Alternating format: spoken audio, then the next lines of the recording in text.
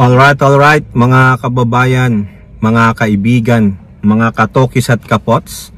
Kamusta po kayong lahat? And once again, welcome po dito sa Simply Talkies Vlog.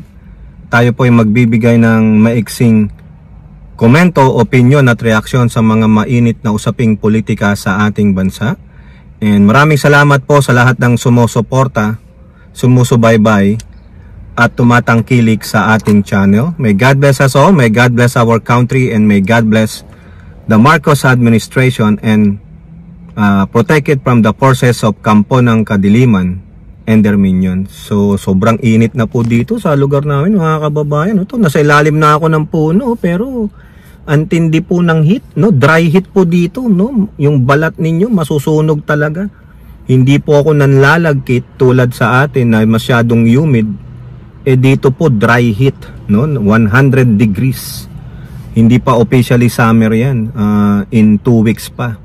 Okay, so unahin natin, mga kababayan, ito beginning salvo na ito, no?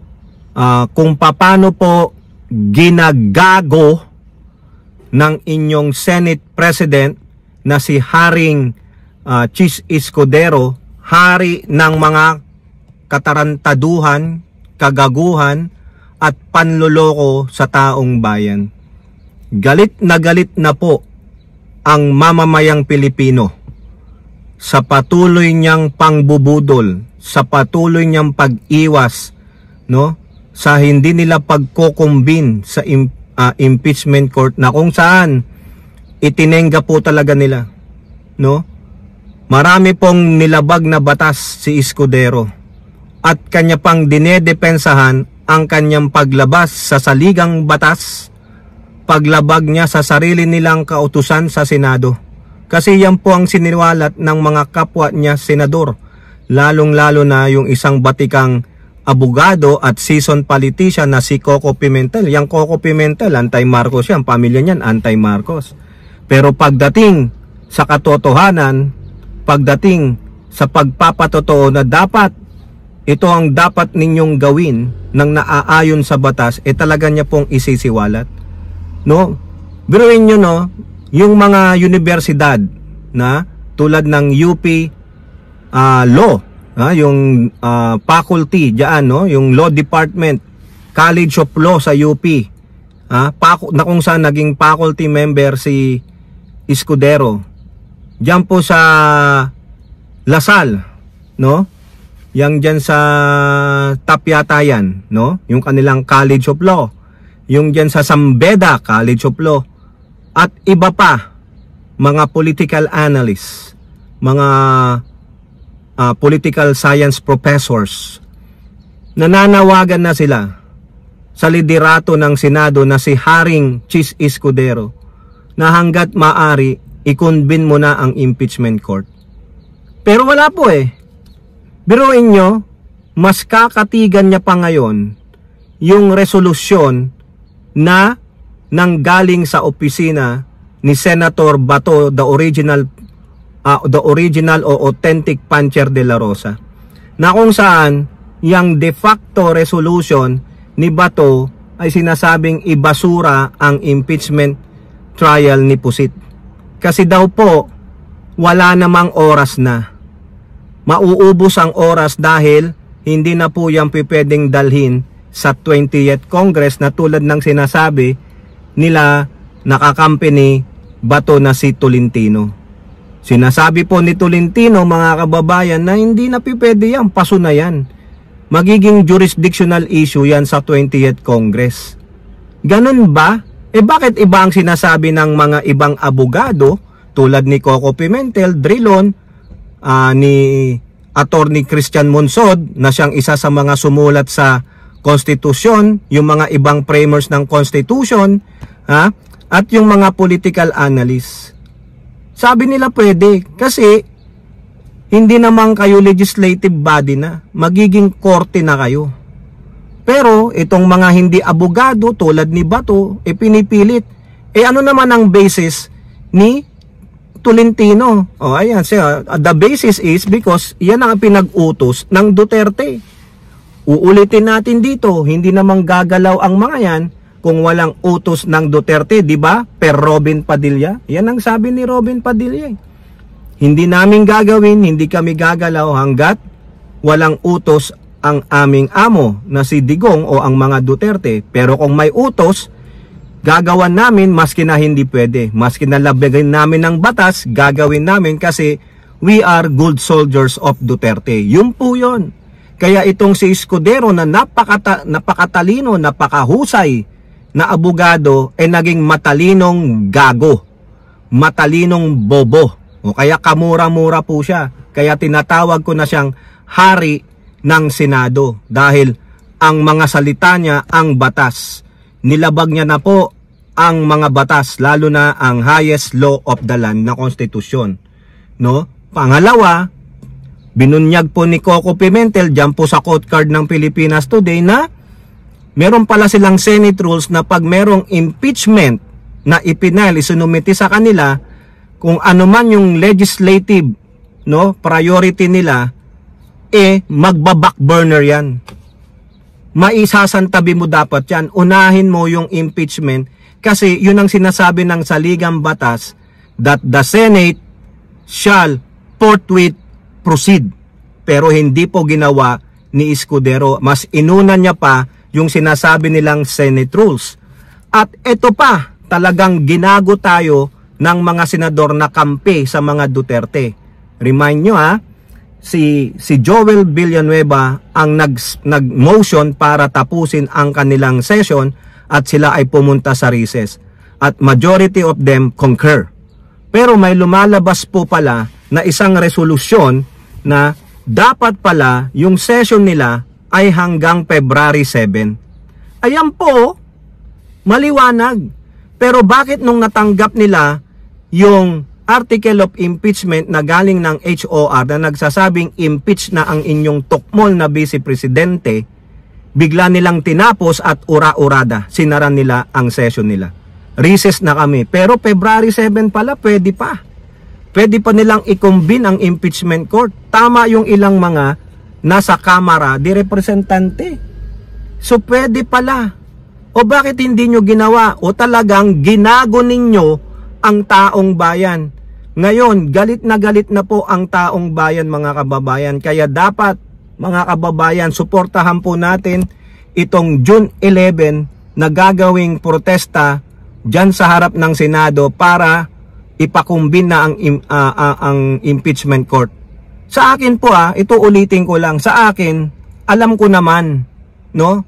Mga yung certainty na ia-acquit nila si Sara Duterte dahil sabi nila numbers game. Hindi yan titingin sa mga ebidensya.